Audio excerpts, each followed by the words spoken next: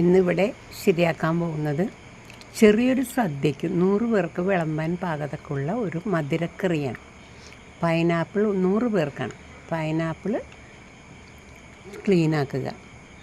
നല്ലോണം ക്ലീനാക്കി എടുത്തതിന് ശേഷം നമ്മൾ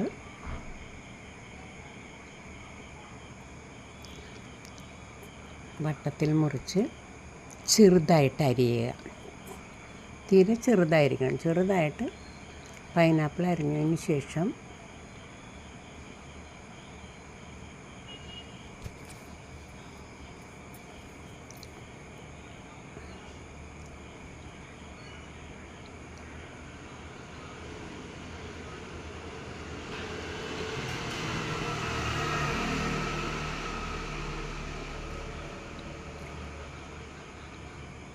ഒരു കിലോ പഴം, 1 കിലോ ഏത്തപ്പഴം എടുക്കുക. ഏത്തപ്പഴം എടുത്ത് അതും ക്ലീൻ ചെയ്ത് നമ്മൾ പൈനാപ്പിൾ അരിഞ്ഞ പോലെ തന്നെ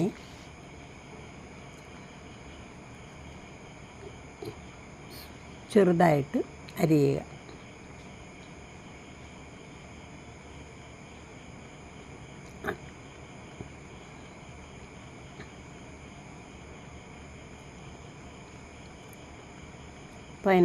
പൈനാപ്പിളും പഴവും റെഡിയായി.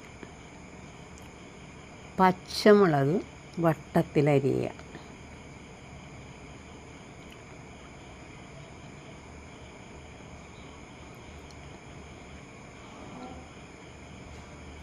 ഉള്ളി വട്ടത്തിലരിയുക. ആവശ്യത്തിന് പച്ചമുളകും ഉള്ളിയും വട്ടത്തിലരിഞ്ഞതിന് ശേഷം നമുക്ക് പൈനാപ്പിൾ മധുരക്കറി ഉണ്ടാക്കാം. ആദ്യമേ തന്നെ ചെറിയൊരു ഉള്ളി അടുപ്പിൽ വെക്കുക. എണ്ണ ഒഴിക്കുക. എണ്ണ ചൂടായി കഴിയുമ്പോൾ കുറച്ച് കടുകിടുക. കടുക് നല്ലോണം പൊട്ടിക്കഴിഞ്ഞതിന് ശേഷം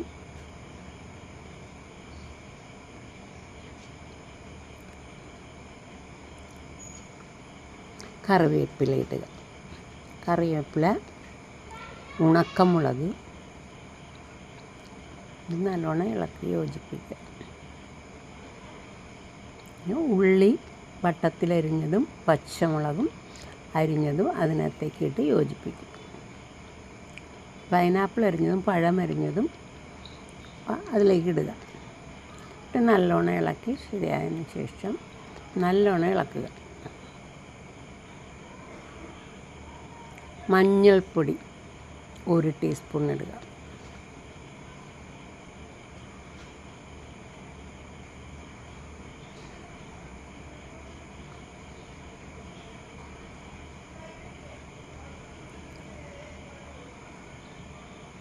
പഞ്ചസാര 300 ഗ്രാം, അതിലേക്ക് 300 ഗ്രാം പഞ്ചസാര ഇട്ട് യോജിപ്പിക്കുക.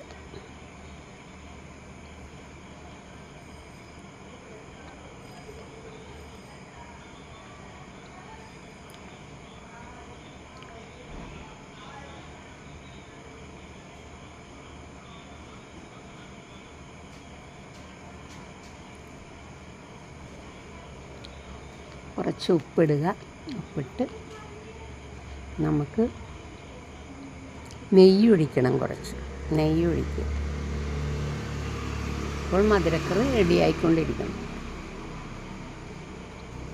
ഒരു തേങ്ങയുടെ അരപ്പ്, ഒരു തേങ്ങ അരച്ച അരപ്പ് ഈ മധുരക്കറിക്ക് ഇതിലിടുക.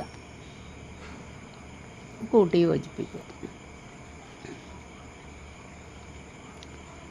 മധുരക്കറി റെഡിയായിക്കൊണ്ടിരിക്കുന്നു.